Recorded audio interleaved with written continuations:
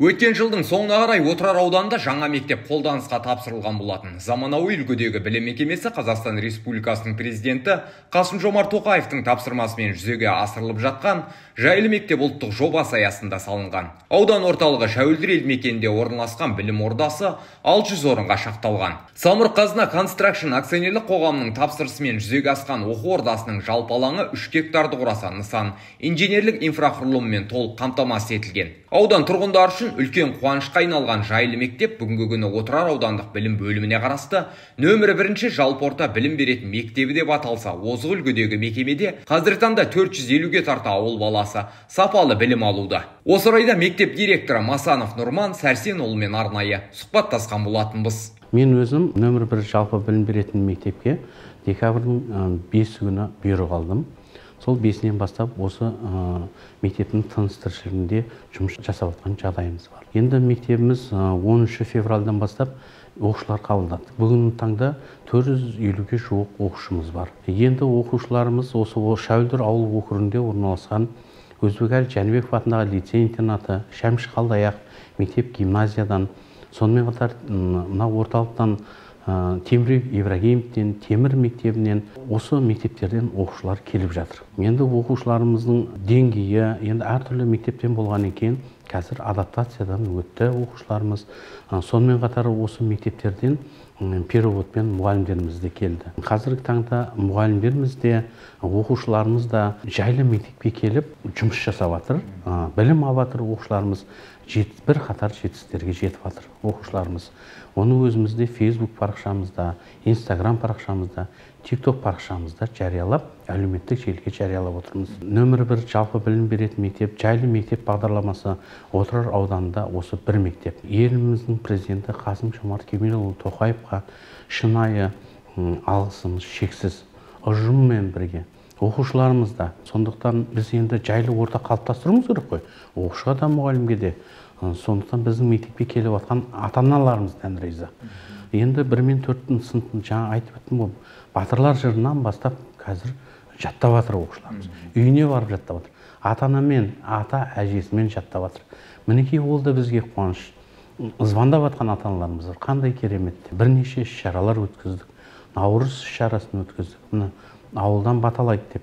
Ол да үлкен әлеуметтік жерде жасалып жатқан жағдай бар. Осы жайлы мектеп бағдарламасын еліміздің президенті оқу ағартушы министрлігімізден бастап қолдап отыр. Облыс басшылығы да, аудан басшылығы да.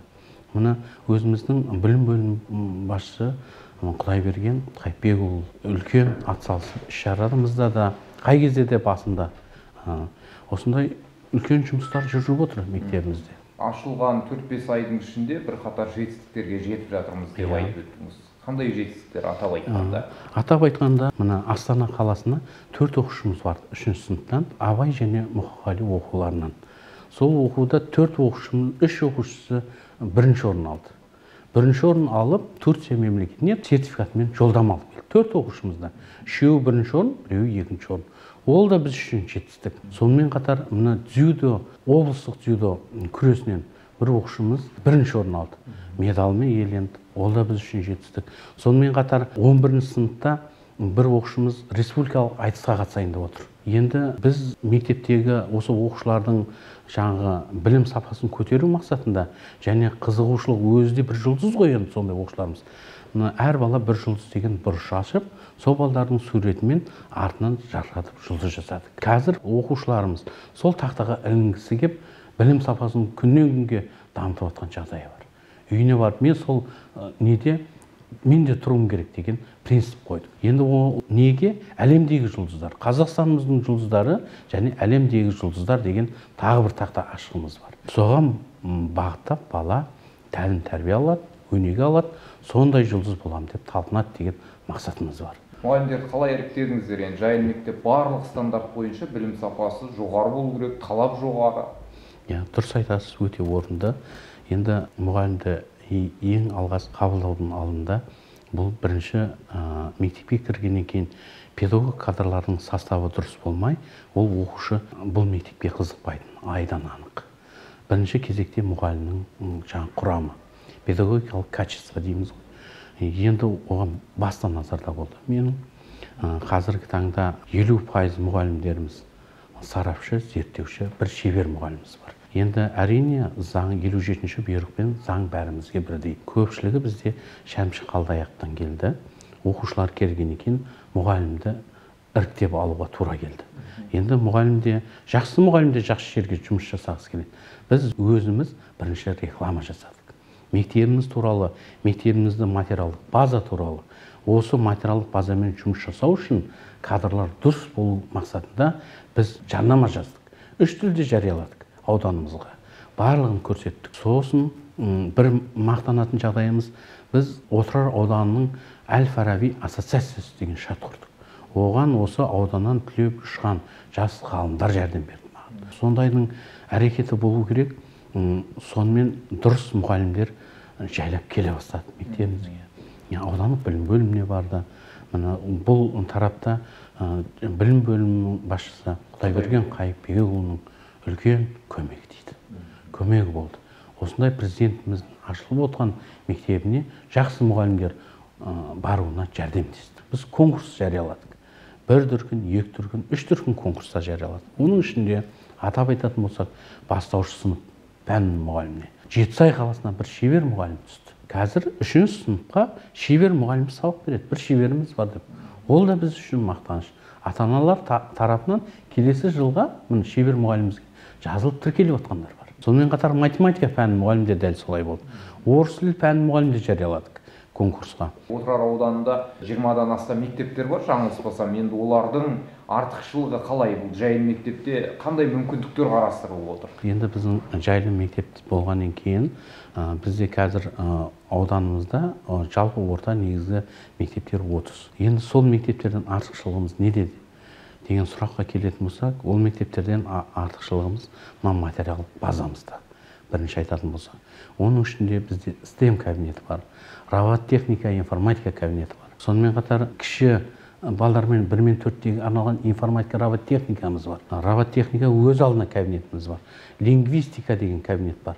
Міне ол жердегі дүниелер барлық кабинет интерактив панельдермен, жаңа заманауи интерактивті панельдермен қамтамасыз етілген. 31 интерактив панеліміз бар, 57 компьютеріміз бар, 101 ноутбугымыз бар. Енді айта кететін болсақ, робототехника кабинетінде арнайы роботымыз бар. Ол робот басқа мектепте жоқ. Ондағы дүниелер басқа мектепте жоқ.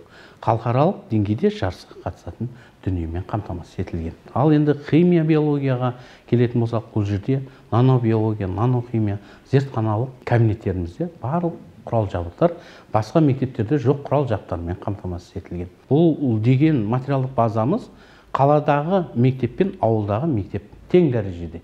Біз сол ауылдағы мектеп нөмір 1 жалпы білім беретін мектебі қаладағы мектептерінің кез келген бәсекеге түсетін білім дәрежесін біз енді бала бойына сіңіреміз деген ойдамыз. Жайлы мектептің директоры болу сізге қандай жауапкершілік жүктейді? Сіз қандай өзгеріс әкеліп жатсыз енді? Сұрағыңыз орынды. Ал енді менің мақсатым мұғалім де жайлы болу керек. Жайлы мектептің оқушылары да жайлы болу керек. Мәдениетті болу керек. Мінекей. Басқа мектепке біз үлгі болуымыз керек. Жаңағы қаладағы мектептерден оқушыларымыз ешқандай кем болмау керек. Орыс тілінен де, ағылшын тілінен де, қазақ тілінен де артық болмаса, ауылдың мектебі қаланың мектебінен кем болмау керек деп ойлаймын. Осы мектептегі мұғалімдер соған күш жүргіземіз деп ойлаймын. Менің бірінші мақсатым осы ағылшын тілінің пәнінің мұғалімдеріне болды. Ағылшын тілінің пәнінің мұғалімдері өте еркін сөйлейтін мұғалімдерім бар. Бірнеше жарыстарға барған жеңімпаз мұғалімдер. Қазір біз ағылшын тілін еркін сөйлеуде үйірме ашып қойдық. Ол үйірмеге келіп жатқан оқушылардың есебі жоқ. 5 пен 11-ден қазір 40 баладай үйірмеге қатысып отыр. Ол үшін бізде жетістік. Ағылшын тілін еркін сөйлеу форматта. Білім мекемесінің жабдықталуы мен қауіпсіздік деңгейі заман талабына жауап береді. Айта кетсек, жайлы мектеп жобасы еліміздегі апаттық және 3 ауысымды мектептер мен орын тапшылығы мәселесін шешуге бағытталған. Ең басты аталмыш білім ордасы жаңа бірыңғай стандарт бойынша салынса, мектеп физика, химия, биология және робототехника пәндері бойынша заманауи кабинеттермен жабдықталған. Сонымен бірге мектеп алды даярлық топтары үшін де арнайы жабдықталған сыныптарда бүлдіршіндер үшін барлық жағдайлар қарастырылған. Ал оларды мектепке даярлауда мұндағы ұстаздар аянбай еңбек етіп жатса, кішкентай бүлдіршіндер қазірдің өзінде батырлар жырын жатқа айтады. Кеше өткен заманда дін мұсылман аманда, қара қыпшақ құланды. Атасы бұның Тоқтарбай, қақтан асқан болды бай. Байлығында есеп жоқ, айдалып барып жайылды. Түттілік малдың бәрі сай, сазая, көзді көлді жайлаған. Қалың қыпшақ жағалай. Тоқтарбайдың дәулеті, ішкені мас жеген тоқ, бай кедейдің көңілі. Қыстағы қараспан көкке сазған, ат үйінен адасқан, қалың қыпшақ тізіліп, қонса жарысқан. Әліп тама қыпшақтан атаға озған аластан, 80-ге жас келгенше бір бала көрмей Тоқтарбай, қайғы менен қан жұтып, ақылынан адасқан, сөресі сыңқар қияқсыз, еш нәрсе көрмейтініне де өткен бе деген сияқсыз.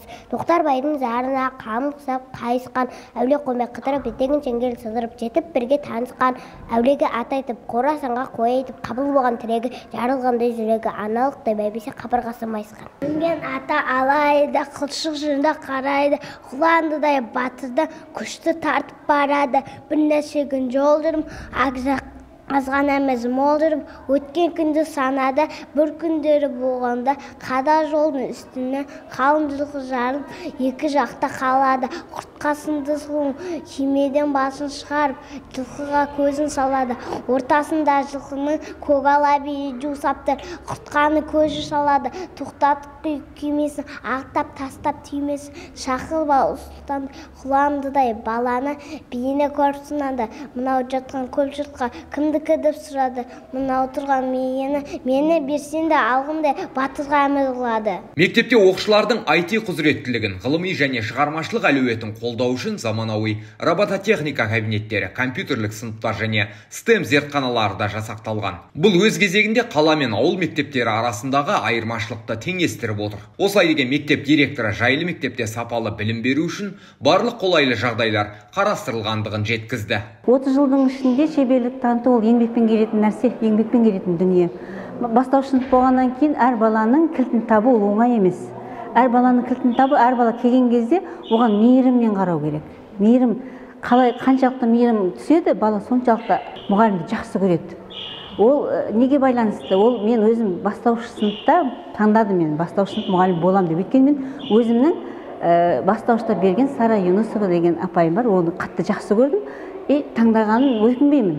Себебі баланың кілтін табу ол шеберлік. Әр бала әр дүние қарап тұрған кезде ол бұзық бала болады, ол ерке бала болады, біреудің жалғызы болады, біреудің ең кішкентайы болады, болмаса көп бала отбасынан шыққан, оның барлығын бір арнаға тоғыстыру ол мұғалімнің шеберлігі деп білемін. Басқа мектептен айырмашылығы бұнда барлық жабдықтармен қамтылғанда, одан кейін баланы таңдау жоқ бұл жерде. Бала еркін қабылдайды, еркін жүре алады. Жайлы мектептің бір жақсы жері бар дүние бар. Мен келгелі мұғалімдердің барлығы маған білгендерін үйретіп, барынша қолдауға тырысады. Мен 2023 жылы Өзбекәлі Жәнібеков атындағы Оңтүстік Қазақстан педагогикалық университетін аяқтағанмын. Бір жыл курста жұмыс жасадым, яғни ОБТ дайындайтын орталықта жұмыс жасадым, осы ауылдағы Силкөй деген. Енді биылдан бастап мектепке жұмысқа орналасып жатырмын. Мектептің ерекшеліктегі барлық сыныпта тақта бар, оқушылар өзін өзі еркін ұстайды, үзілістегіде ойын ойнаса болады, теннис тақталары бар. Ойлаймын, оқушылардың уақыттары тиімді өтеді деп. Оқушыларға бар жағдай жасалған. Әр оқушыда өзінің жеке шкафтары болады, гардероптары болады деген секілді. Оқушыларға барынша жағдай жасалған мектепте. Мектеп оқушыларын еңбекке баулу мақсатында арнайы тігін машиналарымен жабдықталған еңбек сыныптарда жұмыс жасайды. Мұнда қыз балалары тігін өнерінің қыр-сырын жетік меңгеріп, түрлі бұйымдар жасап үйренеді. Абай Омаров, Айбек Бекбауов, Кемел арнасы.